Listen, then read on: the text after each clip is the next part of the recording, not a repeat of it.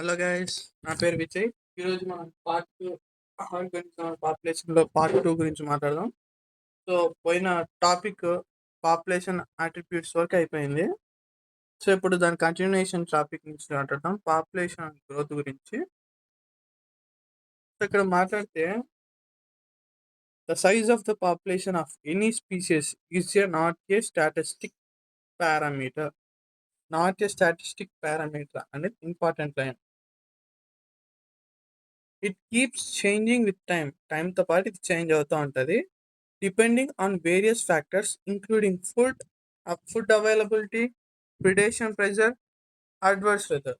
Adverse weather అంటే ఎండ, తీవ్రమైన చలి అలాంటివి అనమాట. సో ఇప్పుడు ఈ పాపులేషన్ సైజ్ అనేది పెద్దగా, చిన్నగా, డిఫరెంట్గా ఉంటుంది. సో అది ఎందుకు మారుతూ ఉంటుంది, ఎందుకు చిన్నగా, ఎందుకు పెద్దగా ఉంటుంది, ఇంకోసారి ఎందుకు మీడియంగా ఉంటుంది అంటే ప్రిడేషన్ ప్రెజర్. అంటే ఇప్పుడు డియర్స్ కొన్ని ఉన్నాయనుకోండి, లైన్స్ ఎక్కువ ఉన్నాయనుకోండి, దాని నుంచి తప్పించుకోవడం కోసం వేరే చోటుకి మైగ్రేట్ అవుతాను. సో ప్రిడేషన్ ప్రెజర్ కానీ, ఫుడ్ హ్యాబిట్స్, ఫుడ్ దొరకలేదంటే వేరే ఫుడ్ కోసం ఖచ్చితంగా వేరే చోటుకి వెళ్తాం అనమాట. సో అలా ఫుడ్ గురించి కానీ, క్లైమేట్ గురించి కానీ ఇవి ఎఫెక్ట్ చేస్తాయి అన్నమాట. పాపులేషన్ సైజ్ని మూడు మాత్రం ఎఫెక్ట్ చేస్తాయి. ఏంటివి అంటే food, predation pressure, weather. Okay, ఇంకా నెక్స్ట్.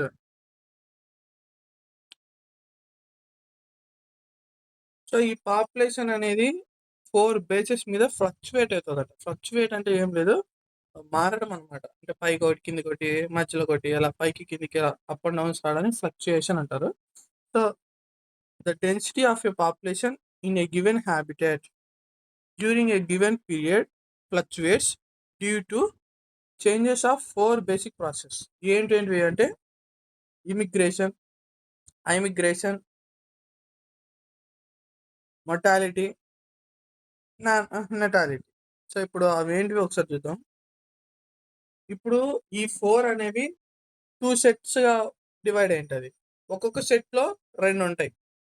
ఏంటి చూద్దాం ఒకసారి, రాస్తా నీట్గా అర్థమవుతుంది చూడండి. సో ఇప్పుడు మొత్తం మనకి 4 ఉన్నాయి. 4లో ఇక్కడ 2, ఇక్కడ 2 అయినాయి. ఈ రెండిట్లో ఇక్కడ ఒకటి, ఇక్కడ ఒకటి, ఈ రెండిట్లో ఇక్కడ ఒకటి, ఇక్కడ ఒకటిగా మారింది. సో ఇక్కడ ఏముంది అంటే ఫస్ట్ నెటాలిటీ, ఇంకొకటి ఇమిగ్రేషన్, ఇక్కడ మొటాలిటీ, ఇంకోటి ఇమిగ్రేషన్. సో ఇప్పుడు ఇక్కడ ఉండేవి చెప్తారు, నీట్గా చూడండి. First one natality. అసలు నెటాలిటీ అంటే ఏంటి అంటే addition of birth to initial density. ఇప్పుడు నా దగ్గర ఇంత పాపులేషన్ ఉంది, ఇక్కడ ఫుల్ ఆఫ్ పాపులేషన్ ఉంది. ఇక్కడ ఉన్న వాళ్ళు ఇంటర్ బ్రీడింగ్ జరగడం వల్ల ఇక్కడే ఇంకా కిడ్స్ ఎక్కువ ప్రొడ్యూస్ అవడం వల్ల, ఆఫ్స్ప్రింగ్స్ ఎక్కువ ప్రొడ్యూస్ అవడం వల్ల పాపులేషన్ డెన్సిటీ లోపలే ఎక్కువ ఇంక్రీజ్ అయింది అన్నమాట. సో దాన్ని నెటాలిటీ అంటాం. ఓకేనా.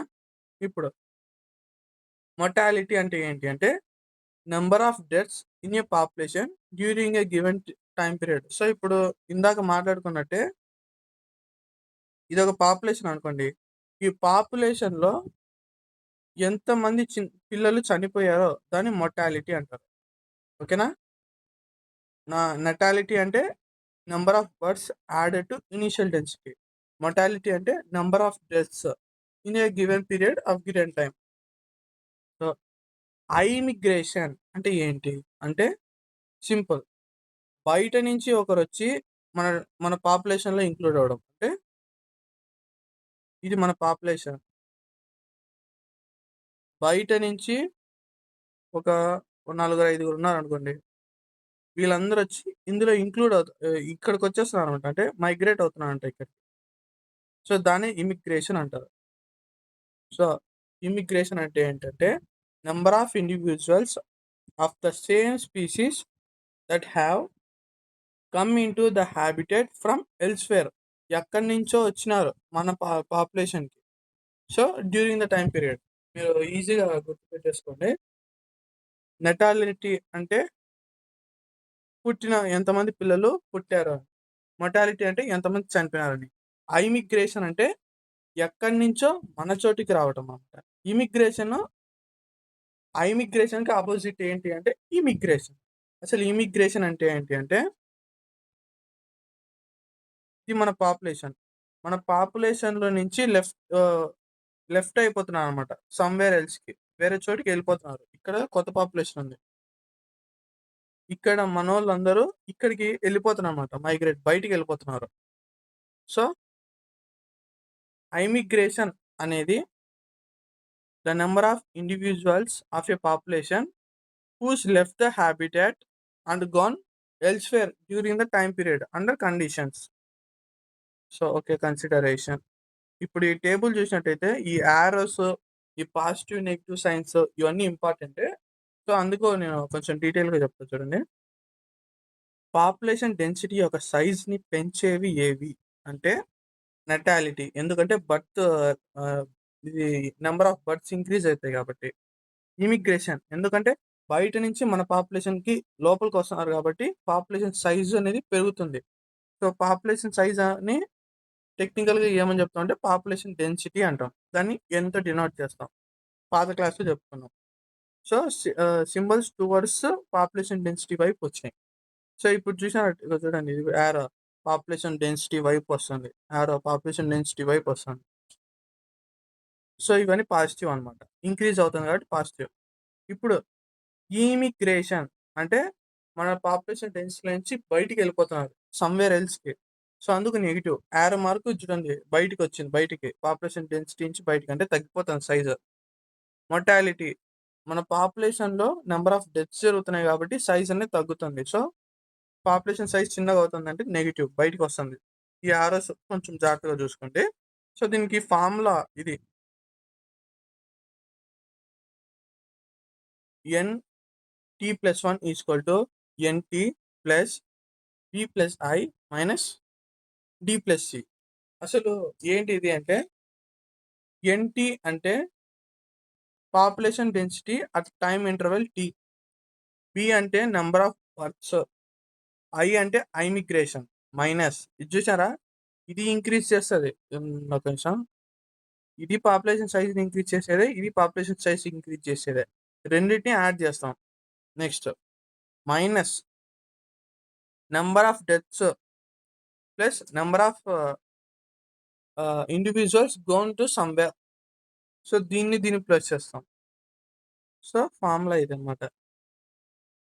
Population density at time T plus birth rate plus immigration minus death rate plus immigration. ఓకేనా?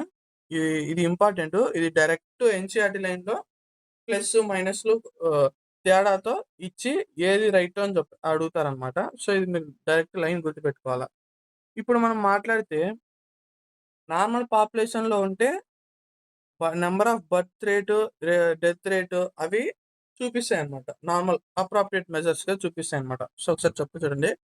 That population density will increases if the number of birth plus the number of immigration is more then the number of death plus number of immigration under normal conditions. So, ఇప్పుడేం లేదు. ఇది చూసారా? Birth, ఇమిగ్రేషన్‌ని immigration ఎక్కువుంది. Comparing to death rate and immigration. So, అది normal కండిషన్స్‌లో జరిగేదే అది. సో, అలాంటి టైంలో బర్త్ అండ్ డెత్ 2 తీసుకుంటామనమాట. ఏ దానికి అంటే most important factors of population density. Normal కండిషన్స్‌లో పాపులేషన్ డెన్సిటీకి ఇంపార్టెంట్ క్యారెక్టర్స్ ఏంటివి అంటే బర్త్, డెత్. కానీ కొన్ని కండిషన్స్ ఉన్నాయి. స్పెసిఫిక్ కండిషన్స్‌లో. ఇప్పుడు చెప్తా చూడండి. ఇది special condition. If a new habitat is just being colonized. So, ఒక కొత్త కాలనీ ఇప్పుడు ఆల్రెడీ నార్మల్‌గా ఒక కాలనీ ఉంది మన దగ్గర. ఇది మన కాలనీ. ఇక్కడ కొత్త కాలనీ అనేది ప్రొడ్యూస్ అయితుంది.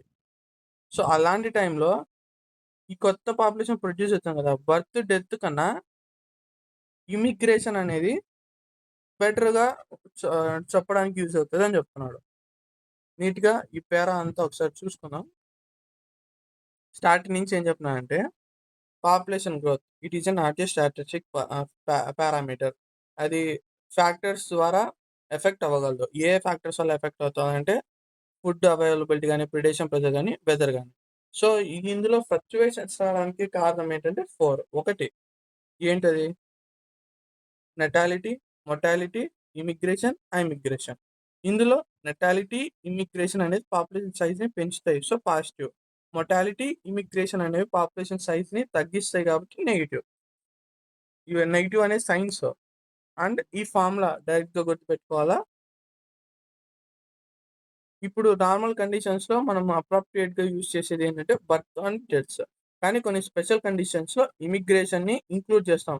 ఎందుకంటే జస్ట్ అంటే ఇప్పుడు ఆ ఇమిగ్రేషన్ ఎలా నేను ఫైండ్ ఔట్ చేయాలంటే new habitat is just being colonized. కొత్తగా ఇప్పుడే కొలనైజ్ అవుతుందంట పాపులేషన్ అని నీకు కనపడితే బర్త్, డెత్ కన్నా ఇమిగ్రేషనే మోర్ అప్రాప్రియేట్ మెజర్. ఓకేనా? ఇది స్పెషల్ కండిషన్ అనమాట. నార్మల్ కండిషన్స్‌లో అయితే బర్త్ అండ్ డెత్తే. ఓకే. నెక్స్ట్‌కి వెళ్ళిపోదాం. సో గ్రోత్ మోడల్ డస్ ఇక్కడ క్వెషన్ వచ్చింది. So does the growth of the population with time shows any specific and predictable pattern. అసలు ఈ గ్రోత్ మోడల్‌ని మనం చేసేటప్పుడు ఏమన్నా ఒక స్పెసిఫిక్ ప్యాటర్న్ గాని, ఎలాంటివైనా ప్రిడిక్ట్ చేసి మనకి షేప్స్ ఏమన్నా వస్తాయా? అని ఆలోచించి ఒక క్వెషన్ అరైజ్ చేయడం జరిగింది. సో, అంతే కాకుండా మనకి హ్యూమన్స్ కంటే క్యూరియాసిటీ ఎక్కువ. సో, క్యూరియాసిటీ వల్ల ఏం చేసిందంటే, if different animals population in nature behave the same way or show some restrictions on the growth. So, ఇప్పుడేంటంటే మనము హ్యూమన్స్ పాపులేషన్ మోడల్‌లో క్రియేట్ చేసుకున్నాం. సో, స్పెసిఫిక్ షేప్ అనేది ఉంది అని మాట్లాడాం. సో, ఇదే సేమ్ ప్రిడిక్ట్ ప్యాటర్న్ బయట అనిమల్స్ కూడా బిహేవ్ చేస్తాయా? లేకుంటే దీన్ని అపోజిట్‌గా బిహేవ్ చేస్తాయా? అన్నది క్వెషన్ మార్క్‌గా పడింది. ఇప్పుడు దానికోసం అనేది 2 గ్రోత్ మోడల్స్ అనేవి ఫార్మ్ అయినాయి. ఒకటి ఎక్స్‌పోనెన్షియల్, ఇంకోటి లాజిస్టిక్. ఈ ఎక్స్‌పోనెన్షియల్‌ని జియోమెట్రీ కూడా అని అంటాం. నేను ఇందులో ఎన్‌సీఈఆర్‌టీ లైన్‌లోనే చెప్తా ఒకసారి చూసుకోండి. సో, ఇక్కడికొచ్చాం. So, exponential growth. ఈ ఎక్స్‌పోనెన్షియల్ గ్రోత్‌లో ఫుడ్ అనేది అన్‌లిమిటెడ్‌గా ఉంటది. అసలు అయిపోదు. నువ్వు తింటానే ఉన్నా అయిపోదు. అలాంటి కేస్ అనమాట ఇది. సో, రిసోర్సెస్ అంటే food, space, availability. So, food గాని, మనకి తిరగడానికి కావాల్సినంత స్పేస్ గాని, అన్‌లిమిటెడ్ రిసోర్సెస్ ఉంటాయన్నమాట. సో, దీనివల్ల యూజ్ ఉందా? అంటే ఇంత పెద్దగుంటే ఫుడ్ ఎక్కువుంది. విచ్చలవిడిగా వచ్చిందనుకో ఏం చేస్తది?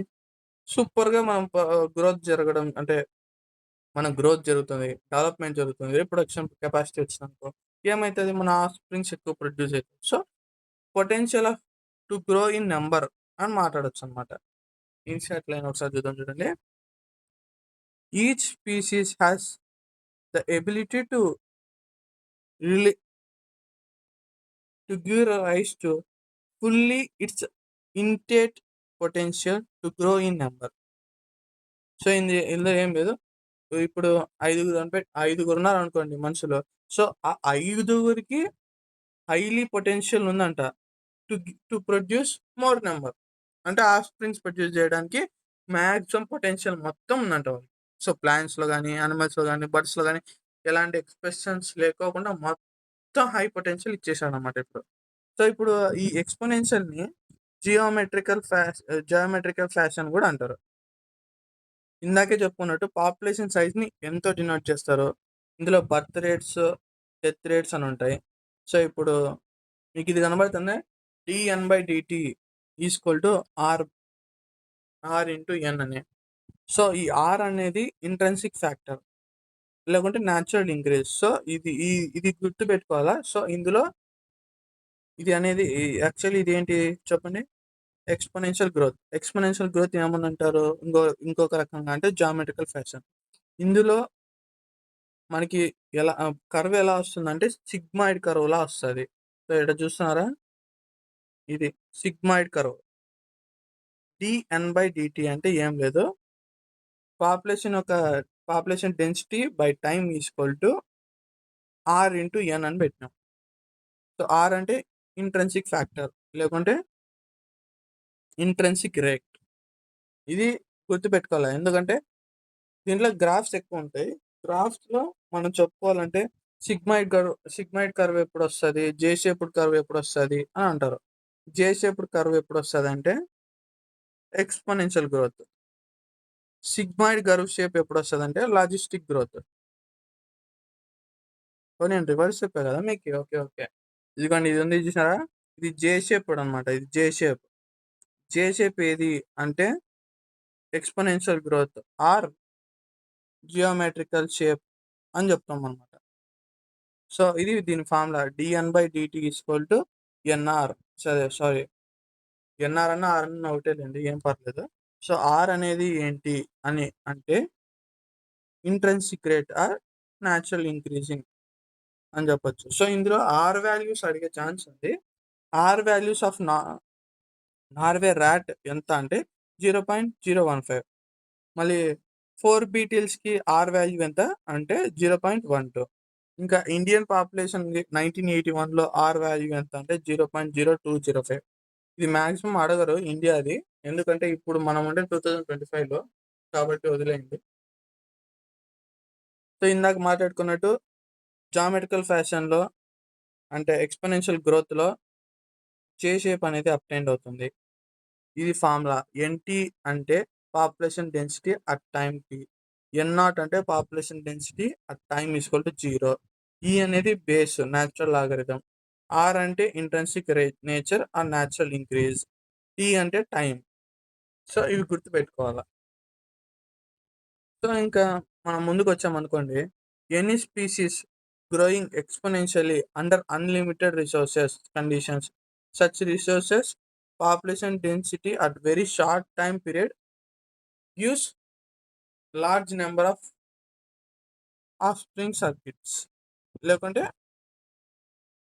ఇప్పుడు రిసోర్సెస్ అనేవి ఎక్కువ ఉన్నాయనుకోండి, చాలా తక్కువ టైంలోనే మనకి ఎక్కువ పెద్ద రిజల్ట్ వచ్చేస్తుంది అనమాట. సో డార్విన్ కూడా ఏమన్నాడు, డార్విన్ షోడ్ ఇప్పుడు అనిమల్స్లో ఎలిఫెంట్ గురించి ఎగ్జాంపుల్ తీసుకున్నాడు. సో ఆప్షన్స్ ఆఫ్ చెక్స్ అంటే ఇప్పుడు వాటర్ అన్ని పెట్టుకుంటాం కదా, ఎలిఫెంట్స్కి వాటర్ చెరుకులు అవన్నీ బాగా ఎక్కువ ఉన్నాయనుకోండి, దాని పాపులేషన్ ఎలిఫెంట్ పాపులేషన్ డ్రమాటికలీ హ్యూజ్గా అయిపోతుంది. సో అప్పుడు మనం బతకం. చెక్స్ ఉండడం వల్ల ఎలిఫెంట్స్ అనేవి కంట్రోల్లో ఉన్నాయి. So in the absence of checks, that means unlimited resources are given to elephants, then their population will be dramatically increased or fastly increased అని చెప్తాం అనమాట. ఇది ఎక్స్పోనెన్షియల్ గ్రోత్కి జియోమెట్రీ ఫ్యాషన్ అని చెప్తాం. సో మనం ఇదంతా ఉంది, ఇదంతా జస్ట్ మనం చిన్నప్పుడు చదువుకున్న స్టోరీ, అందుకే నేను కొట్టేసాను. దీని గురించి నీట్కి ఆన్సర్ రాదు, జస్ట్ క్వశ్చన్స్ రావు, ఏం రావు. సో అందుకే నేను వదిలేసాను. ఇదంతా చదవకండి, వేస్ట్ టైము. సో మనం లాజిస్టిక్ గ్రోత్కి వచ్చామనుకోండి, ఇందులో ఏంటంటే రిసోర్సెస్ అనేవి లిమిటెడ్. ఇది మెయిన్ పాయింట్, రిసోర్సెస్ అనేవి లిమిటెడ్. ఏ పాపులేషన్కి అన్లిమిటెడ్ రిసోర్సెస్ అనేవి ఉండవు అని ఇందులో చెప్పారు. సో ఈ లాజిస్టిక్ గ్రోత్ని మనం ఇంకా ఏమని పిలవచ్చు అంటే వెర్హల్స్ పెరల్ లాజిస్టిక్ గ్రోత్ అని కూడా అంటారు. సో ఇప్పుడు ఇందులోకి వచ్చామనుకోండి, ఇందులో మీకు ఒక క్వశ్చన్ కూడా చెప్తాను, అది ఇంపార్టెంటే. No population of any species in nature has its disposal unlimited resources to permit exponential growth. అంతే. Okay, this leads to competent between individual for limited resource. Okay, ఇప్పుడు తక్కువ రిసోర్సెస్ ఉందనుకో, ఆ రెండు స్పీసీస్ మధ్య తక్కువ ఉందని, ఇప్పుడు క్యాట్ ఉంది, ఇంకో క్యాట్ ఉంది, పాలు మాత్రం కొన్ని ఉన్నాయి. సో ఆ పాలు ఎవరు తాగాలని రెండు పిల్లలు గొడవ పడతాయి కదా. సో అదే చెప్తున్నాడు, కాంపిటీషన్ రావడానికి ఛాన్స్ ఉంది ఎప్పుడు రిసోర్సెస్ అనేవి లిమిటెడ్గా ఉంటాయి. సో ఏదైతే ఫిట్టెస్ట్గా ఉందో అది సర్వైవ్ అవుతుంది. సో నేను ఇక్కడ ఫిట్నెస్ గురించి ఏది మాట్లాడుతున్నాను అంటే రిప్రొడక్టివ్ ఫిట్నెస్ గురించి మాట్లాడుతున్నా. ఓకేనా. So eventually the fittest individual will survive and reproduce. ఇప్పుడు గవర్నమెంట్స్ కూడా ఇలాంటి రిసోర్సెస్ మీద లిమిట్ అనేది పెడితే మంచి వాళ్ళకి కూడా బాగా అంటే పొటెన్షియల్గా ఉండే వాళ్ళే ముందుకెళ్తారు, బాగా అడాప్ట్ చేసుకున్న వాళ్ళే ఈ సిస్టమ్కి ముందుకెళ్తారు అనే థాట్ వచ్చిందనమాట. అండ్ అది ప్రాక్టికల్గా పాసిబులే, ఎందుకంటే అన్లిమిటెడ్ రిసోర్స్ అనేది పాసిబుల్ అయ్యే ఛాన్స్ కాదు, అది థియరిటికల్గా చెప్తాం మనం. కానీ లాజిస్టిక్ అనేది మాత్రం మనం అప్లై చేసి ఎక్స్పెరిమెంటల్గా చేసిండేదే ప్రూవ్ అయినది. And it is more appropriate method to take can.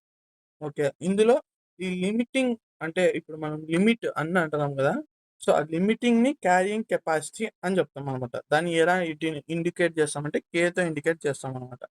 ఓకేనా. నెక్స్ట్ అంటే ఇప్పుడు ఈ లాజిస్టిక్ గ్రోత్లో సిగ్మాయిడ్ కర్వ్ అనేది వస్తుంది. ఈ సిగ్మాయిడ్ కర్వ్లో ఇప్పుడు చూసినట్టయితే ఇది చూసారా, చూపిస్తా చూడండి. ఇలా వచ్చింది సిగ్మాయిడ్ కర్వ్.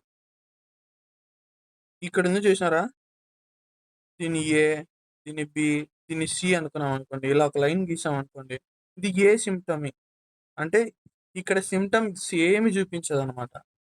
కలర్లో చూపిస్తుంది చూడండి, ఇక్కడ ఏ సిమ్టమ్ చూపించదు. ఇది యాక్సలరేషన్, బాగా స్పీడ్గా జరిగేది. ఇది అవ్వటానికి నీరసంగా అవుతుంది అనమాట. ఇక్కడ వేరే కలర్తో ఇక్కడ ఈ పార్ట్ అవ్వడానికి నీరసంగా అవుతుంది. ఇదంతా స్పీడ్గా జరుగుతుంది. ఇక్కడ ఏ సిమ్టమ్ ఏం పని అంటే నార్మల్ లెవెల్లో అయిపోయింది. ఏ సిమ్టమ్ చూపించడం. ఇదిగోండి ఇక్కడ ఉంది చూడండి, ఇక్కడ ఏ,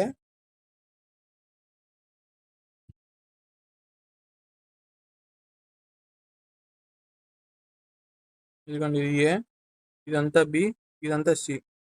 ఇక్కడ అంటే ఏది ఏ సిమ్టమే అంటారు. దీన్ని యాక్సలరేషన్ అంటాం, దీన్ని లాగ్ ఫేస్ అంటాం. ఇది ఏంటి అంటే సిగ్మాయిడ్ కర్వ్. ఏ దాంట్లో చూపిస్తుంది అంటే లాజిస్టిక్ గ్రోత్లో చూపిస్తుంది.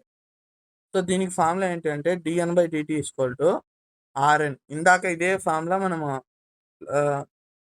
ఎక్స్పోనెన్షియల్ గ్రోత్కి మాట్లాడినాం. సో దాంతో పాటు అంటే into K carrying capacity minus population density by carrying capacity. ఇది చూసినట్టయితే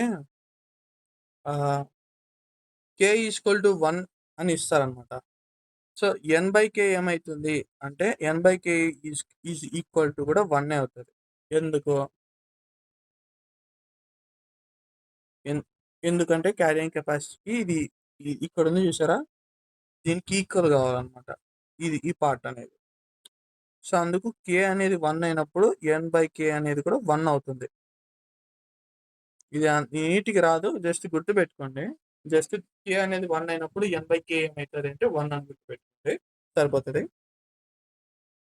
సో n/t = n0 సో ఇందులో మనం ఇందాకే ఇక్కడ కూడా ఇలాంటిది చదువుకున్నాం చూడండి. సారీ, అదే కదా,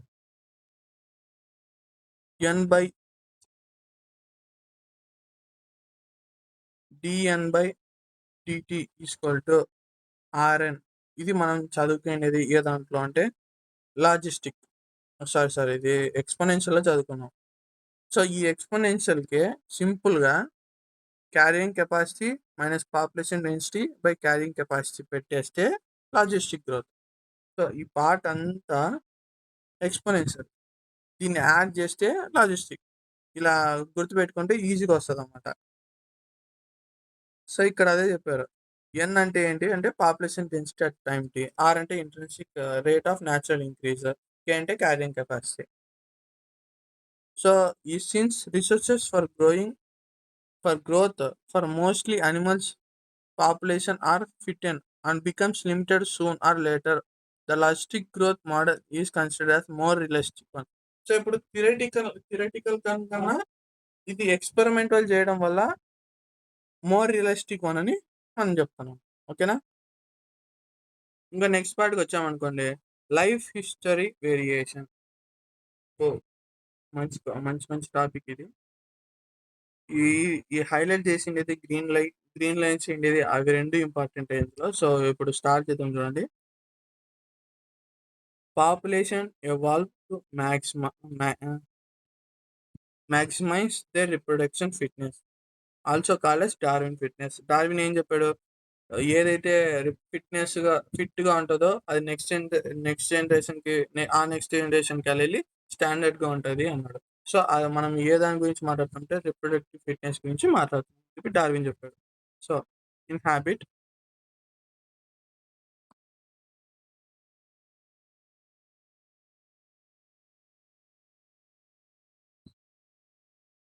in the habitat in which they live.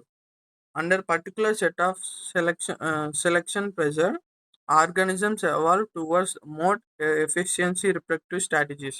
So ఇక్కడ ఏమైతుందంటే ఈ 2 ఆర్గానిజమ్స్ ఉన్నాయనుకోండి. ఓ 2 కాదండి. ఒక 4 ఒక 3 ఏసుకోండి. ఒక 3 ఉన్నాయి. ఈ 3 కాంపిటీషన్‌కి కాంపీట్ అవుతున్నాయి. ఏ దానికంటే ఇవి బతకడానికి. సో, సర్వైవల్ అవ్వాలి అంటే అవి ఖచ్చితంగా రిప్రొడక్టివ్‌లో ఫిట్‌నెస్‌గా ఉండాలి. సో, దానివల్లేగా ఆఫ్‌స్ప్రింగ్స్ ప్రొడ్యూస్ అవుతాయి. స్పీసియేషన్ కంటిన్యూ అవుతది. సో, ఇండివిడ్యువల్ ఆర్గానిజమ్స్ చచ్చిపోతాయి. కానీ స్పీసియేషన్ అనేది ఫాలో అవ్వాలంటే రిప్రొడక్షన్ మాత్రమే ఇన్వాల్వ్ అవుతది. సో, దీనికి ఈ అంటే ఇప్పుడు ఈ రిప్రొడక్టివ్ ఫిట్‌నెస్ అంటే రిప్రొడక్టివ్ బావుండాలి. నేను ఫిట్‌గా ఉండాలి అని ఆ వైపుకి పోతుంటాయి గదా! సో, ఆ వైపుకి పోరాడడానికి కొత్త కొత్త స్ట్రాటజీస్ అనేవి తయారు చేసుకున్నాయన్నమాట. Some organisms breed only once in their life time. ఇవి ఎగ్జాంపుల్స్ చాలా సార్లు వచ్చాయి నీట్‌కి. నేను మా వీకెండ్‌కి రాసేటప్పుడు ఒక 20 సార్లు పైన రాసుంటాను. సో, ఇవి important. Some organisms breed only once in life time. ఇప్పుడు కొన్ని ఎగ్జాంపుల్ ఇచ్చారు. Pacific salmon fish and bamboo. ఇవి 2 ఇయర్ అసలు ఒక్కసారి రిప్రొడ్యూస్ జరిగినాయనుకోండి. ఇంక రెండోసారి రిప్రొడ్యూస్‌కి ఛాన్సే ఉండదనమాట. ఇప్పుడు బ్యాంబూస్ ఉన్నాయి. ఇంకో బ్యాంబూ వచ్చింది. అంటే హ్మ్. అంటే ఇప్పుడు చూస్తారా? రాసి చూపిస్తా చూడండి. ఇదొక బ్యాంబూ. దీని నుంచి ఒక బ్యాంబూ వచ్చింది. ఈ బ్యాంబూ ఇంకో బ్యాంబూని ఇస్తది గానీ, ఈ బ్యాంబూ ఇంకో బ్యాంబూని ఇవ్వలేదనమాట. సో, అదే చెప్తున్నాడు. ఒక్కసారి ఇది రిప్రొడక్షన్ అయ్యి ఒక ఆఫ్‌స్ప్రింగ్‌నిచ్చిందా ఇంగంతే. దీని తర్వాత దీనికి ఇది మళ్ళా ఇంకో రిప్రొడక్షన్ జరిగి, ఇంకో ఆఫ్‌స్ప్రింగ్ ఇవ్వడం అనేది జరగదు. ఓకేనా? సో, సేమ్ అలాంటిదే సాల్మన్ ఫిష్ గూడా. While other breeds many times. For examples birds, mammals eggs అనేవి ప్రొడ్యూస్ చేస్తూనే ఉంటాయి. ఎప్పుడు పడితే అప్పుడు చేస్తుంటాయి. మెయిల్, ఫీమేల్ మీటింగ్ జరిగిందా సీజనల్ బ్రీడింగ్స్ సీజన్‌కి మీటింగ్ కోసం కమ్యూనికేట్ అయితాయి. సో, అలా మాటి మాటికి రిప్రొడక్షన్ జరగడానికి ఛాన్స్ ఉంది. ఏ దాంట్లో అంటే బర్డ్స్‌లో, మామ్మల్స్‌లో. కానీ ఇందులో కూడా ఒకసారి చూసినట్టయితే some produce large number of small sized offspring. ఇప్పుడు మనము ఫ్రాగ్స్ చూసామనుకోండి. ఫ్రాగ్స్ అనేవి చాలా చిన్నగుంటాయన్నమాట గుడ్లు. కానీ ఎక్కువ నంబర్‌లో ప్రొడ్యూస్ అయితాయన్నమాట. సో, అలాంటి దానికి ఎగ్జాంపుల్ ఏంటి అంటే ఆస్టెరిసిస్ అండ్ పెలాజిక్ ఫిష్. సరే. ఇంకా while other produce small number and large size of offsprings like birds and mammals. ఇప్పుడు బర్డ్స్ ఉన్నాయి. మహా అంటే 3 ఎగ్గులు పెట్టగలవు. అవి పెద్దగా ఉంటాయి. మామ్మల్స్ అంటే మనం ఒక ఒకసారి ఒకరిని ఇవ్వగలమనమాట. సో, అర్థం చేసుకోండి. సో, ఇప్పుడు బర్డ్స్ కుదిరినాయనుకోండి. దాని సైజ్ పెద్దగుంటది. ఒక 2-3 పెట్టగలవు. కానీ ఇప్పుడు మనము స్మాల్ సైజ్ ఉండేవనుకోండి ఎక్కువ పెట్టగలవు. అర్థమైతుందా ఏం చెప్తున్నానో? సో, అర్థమవుతదిలెండి ఈజీగా. ఒకసారి మీరు చదివినప్పుడు కూడా మీకు క్లారిటీగా అర్థమైపోతది. Ecologists suggested that the life history traits of organisms have evolved in relation to the constraints imposed by the abiotic and biotic components of the habitat in which they live. Evolution of life history trait in different species is currently an important area for research being conducted by ecologists. ఒకసారి underline చేస్తే ఇందులో చాలా సుత్తుంది. So, ఈ line ఇప్పుడు ఈ line underline చేశాను. ఇదొక్కటి చూసుకోండి. ఎందుకంటే మిగతా అంతా బోరింగ్‌గా ఉంది. So, evolution of life historical trait is different species currently an important area for research being conducted in ecologist. Okay.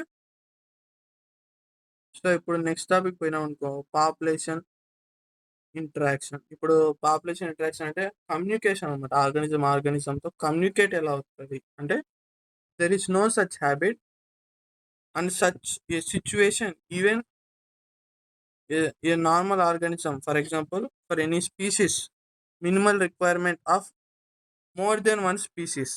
So ఒక్క స్పీసీస్ కన్నా ఒక్క స్పీసీస్తో ఏ పని కాదు. ఖచ్చితంగా ఒక్క దానికన్నా ఎక్కువ ఉంటేనే ఆ స్పీసీస్ ఏదైనా పని చేయగలదు. ఫర్ ఎగ్జాంపుల్ ఇప్పుడు మనం ప్లాంట్లో చూసిన even even a plant species which make its own food cannot survive alone.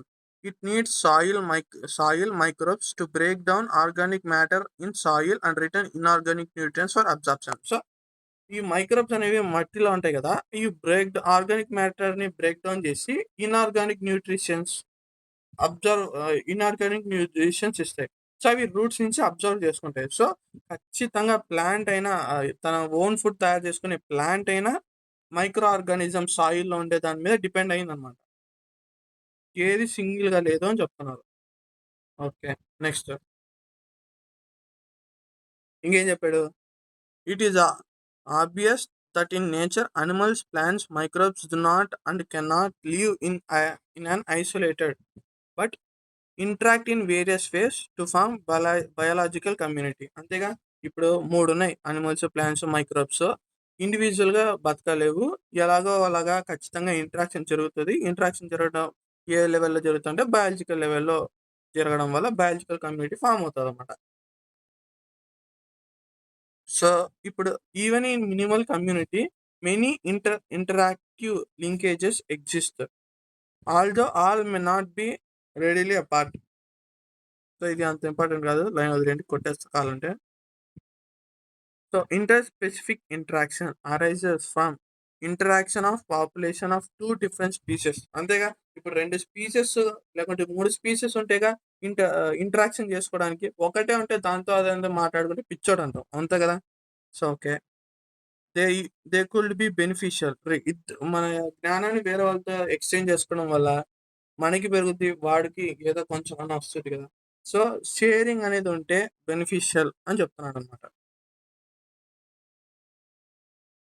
So ఇందులో ఏముందంటే న్యాచురల్లో కొన్ని సైన్స్ అనేవి ఇచ్చాడనమాట.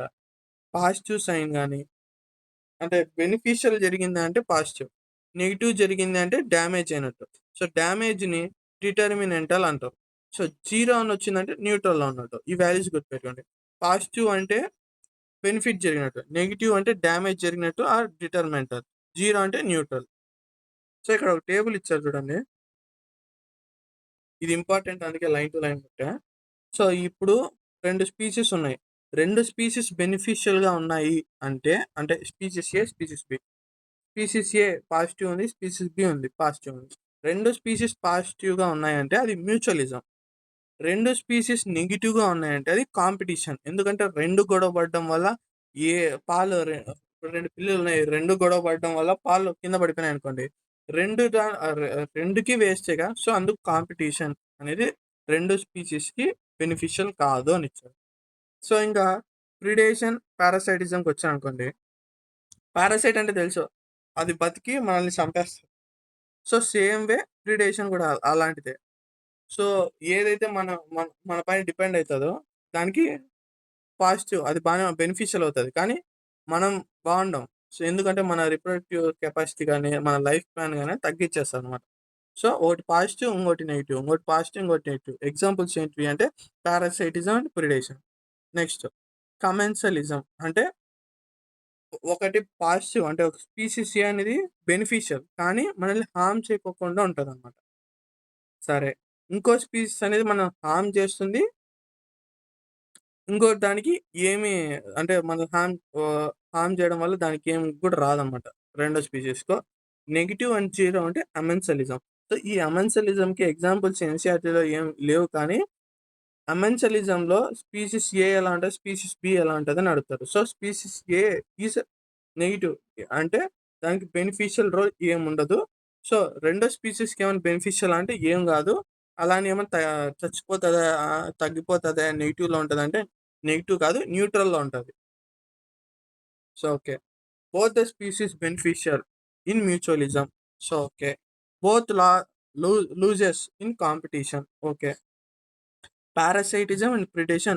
Only one species is benefited. So other one is harmed. ఓకేనా. సో ఇంకా ఉండేది మనకి ఏంటంటే కమెన్సలిజం. సో కమెన్సలిజంలో one species is benefited and other species neither benefited nor harmed. So commensalism అది. అమెన్సలిజం అంటే one species is harmed whereas other species is unaffected. Amensalism. So ఈ amensalism బాగా గుర్తుపెట్టుకోండి.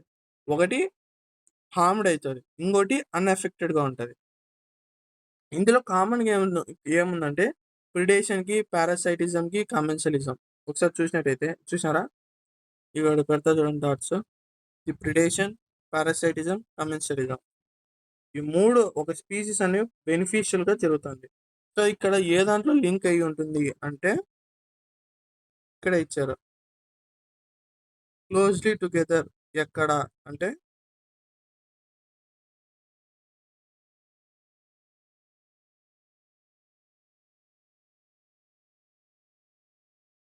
ఇంటరాక్టింగ్ స్పీసీస్ లెవెల్లో ఇవన్నీ క్లోజ్గా ఉంటాయి అన్నమాట. సో ఇప్పుడు వరకు ఏమేమి చదువుకున్నామో ఒకసారి రివిజన్ చేసి క్లాస్ ఎండ్ చేసేద్దాం. నెక్స్ట్ పార్ట్లో ఈ లెసన్ అయిపోతుంది. సో మనం ఇక్కడ పాపులేషన్ గ్రోత్ నుంచి వచ్చాం. పాపులేషన్ గ్రోత్లో స్టాటిస్టిక్ పారామీటర్ కాదు, ఇవి ఫ్యాక్టర్స్ వల్ల ఎఫెక్ట్ అవుతాయి. ఫ్లక్చుయేట్ 4 రీజన్స్ వల్ల ఫ్లక్చుయేట్ అవుతాయి. సో ఏది అన్నదంటే నటాలిటీ, మొటాలిటీ, ఇమిగ్రేషన్, మైగ్రేషన్. ఏది పాజిటివ్ అంటే సైజ్ ఇంక్రీజ్ అవుతుంది, నెగిటివ్ అంటే సైజ్ డిక్రీజ్ అవుతుంది. అండ్ దీన్ని ఖచ్చితంగా గుర్తుపెట్టుకోవాలా. ఈ నార్మల్ కండిషన్స్లో బర్త్ అండ్ డెత్ని తీసుకుంటాం, స్పెషల్ కండిషన్స్లో ఐమిగ్రేషన్ని తీసుకుంటాం. సో ఇప్పుడు నెక్స్ట్ మా గ్రోత్ మోడల్స్కి వచ్చామనుకోండి. In the exponential geometrical fashion గురించి వస్తే రిసోర్సెస్ అనేవి అన్లిమిటెడ్గా ఉంటాయి కాబట్టి ఎక్కువగా ఆస్ప్రింగ్స్ ప్రొడ్యూస్ కానీ ఎక్కువగా ఇవ్వడం కానీ జరుగుతుంది. సో ఇందులో షేప్ ఎలా వస్తుంది అంటే జే షేప్ వస్తుంది. దీని ఫార్ములా ఏంటంటే dN/dt = R into N. R అంటే natural increase R intrinsic rate. So ఇందులో వాల్యూస్ ఉన్నాయి. నార్వే ర్యాట్కి ఆర్ వాల్యూ ఎంత అంటే 0.015, 4 బీటిల్స్కి ఆర్ వాల్యూ ఎంత 0.12. ఇంకా ఇది జే షేప్. ఇవన్నీ దాని డెఫినేషన్స్ అనమాట. సో ఇప్పుడు ఎలిఫెంట్స్ గురించి మాట్లాడితే ఎలిఫెంట్స్లో ఆబ్సెన్స్ ఆఫ్ సెక్స్ వల్ల ఎలిఫెంట్స్ పాపులేషన్ అనేది డ్రమాటికలీ ఇంక్రీజ్ అవుతుంది. ఇప్పుడు లాజిస్టిక్ గ్రోత్కి వచ్చామనుకోండి, ఇది చాలా రియలిస్టిక్ వన్. ఎందుకంటే ఇందులో అన్లిమిటెడ్ రిసోర్సెస్ అనేవి ఎక్కడ ఉండవు. సో అన్లిమిటెడ్ లేనందువల్ల రెండు స్పీసీస్ మధ్య కాంపిటీషన్ జరుగుతుంది అనమాట. సో ఇది ఇప్పుడు మనం గ్రాఫ్ డ్రా చేసినప్పుడు ఒక సిగ్మాయిడ్ కర్వ్ అనేది ఫామ్ అవుతుంది. సిగ్మాయిడ్ కర్వ్లో 3 టైప్స్ ఉంటాయి. ఒకటి లాగ్ ఫేస్ అంటే లేజీగా ఉంటుంది అనమాట, మెల్లగా బద్ధకంగా పైకి వెళ్తుంది అనమాట. ఇక్కడ పెడతా లాగ్ ఫేస్. దాని తర్వాత యాక్సలరేషన్, స్పీడ్గా పైకి వెళ్తుంది. ఇంకొకటి ఏసిమ్టమీ, ఏ సిమ్టమ్స్ లేకుండా వచ్చేస్తుంది అనమాట. లాజిస్టిక్ గ్రోత్ని ఇంకో మాటలో కూడా మాట్లాడాలంటే వెర్హాల్ స్పెరల్ లాజిస్టిక్ గ్రోత్ అని కూడా చెప్తాం. అండ్ ఇక్కడ ఫార్ములా గురించి వచ్చామనుకోండి, dN/dt = Rn. కే అంటే carrying capacity minus population density by K. Okay. ఇప్పుడు కే = 1 అయింది అనుకోండి, n/k అనేది 1 అవుతుంది గుర్తుపెట్టుకుంటే. సో ఇది మోర్ రియలిస్టిక్ వన్ లాజిస్టిక్ అనేది చెప్పుకున్నాం. సో లైఫ్ హిస్టరీలో చాలా వేరియేషన్స్ జరిగి అందరూ ఖచ్చితంగా నేను ఫిట్గా ఉండాలా అన్న దాని మీద కోసం ముందుకు పరిగెత్తుంటారు కాబట్టి సో వాళ్ళు ఒక ప్యాటర్న్ లాగా ఒక స్ట్రాటజీస్ లాగా ఫామ్ చేస్తున్నారు. అందులో ఏంటి అంటే చిన్న చిన్న సైజు కానీ ఎక్కువ నెంబర్లో ప్రొడ్యూస్ చేయేలా చూసుకున్నారు అనమాట. సో దానికి ఎగ్జాంపుల్ ఏంటంటే large number small size offsprings produce చేసే ఎగ్జాంపుల్స్ ఏంటంటే ఆస్ట్రియా and pelagic fish. Okay. Big సైజులో తక్కువ నెంబర్లో ప్రొడ్యూస్ చేసేదాని ఎగ్జాంపుల్స్ ఏంటంటే బర్డ్స్ అండ్ మ్యామల్స్. ఇందులో ఇంతకన్నా ఎక్కువ అడగరు. అండ్ ఇప్పుడు పాపులేషన్ ఇంటరాక్షన్ దగ్గరికి వస్తే ఒక స్పీసీస్ అనేది ఒక్కటే ఇండివిజువల్గా ఏ ఏ ఫా ఏదైనా ఫంక్షన్గా చేయలేదన్నమాట. ఖచ్చితంగా ఇంకొక ఆర్గానిజం మీద డిపెండ్ అవుతుంది. ప్లాంట్స్ అయినా మైక్రోబ్స్ మీద డిపెండ్ అవుతుంది అని చెప్తున్నారు. సో నెక్స్ట్ ఈ సైన్స్ పాజిటివ్ అంటే బెనిఫిషియల్, నెగిటివ్ అంటే డిటర్మినేటర్ అంటే హార్మ్డ్ అనమాట, జీరో అంటే న్యూట్రల్. సో ఈ టేబుల్ చూసాం అనుకోండి, బోత్ స్పీసీస్ ఆర్ బెనిఫిషియల్ అంటే mutualism, both species are harmed అంటే competition, one species benefited and second one is harmed అంటే predation, one species is benefited, second species is harmed అంటే parasitism, one species is benefited, another is neither harmed nor benefited, that means it was in neutral condition, then దాన్ని ఏమంటాం అంటే కమెన్షలిజం అంటాం. And amensalism ఇది important, sign అనేది important. Species ఒక species అనేది harmed, another one is unaffected, that means న్యూట్రల్లో ఉంది. ఇది అమెన్షలిజం ఎక్కువ అడుగుతారు, చూసుకోండి. సో ఇప్పుడు ఈ చూస్తున్నారా, మూడు పాజిటివ్ ఉన్నాయి కదా, ప్రిడేషన్, పారాసైటిజం, కమెన్షలిజం. ఏ లెవెల్లో క్లోజ్గా రిలేటెడ్గా ఉన్నాయి అంటే ఇంటరాక్టింగ్ స్పీసీస్ లెవెల్లో క్లోజ్గా ఉంటాయి, అంటే షేర్ ఏ కామన్ క్యారెక్టరిస్టిక్స్ అని చెప్పొచ్చు అనమాట. ఓకేనా. సో ఇప్పటికి ఎండ్ చేద్దాం, నెక్స్ట్ పార్ట్లో పార్ట్ 3లో లెసన్ మొత్తం అయిపోగొట్టుదాం. ఓకేనా.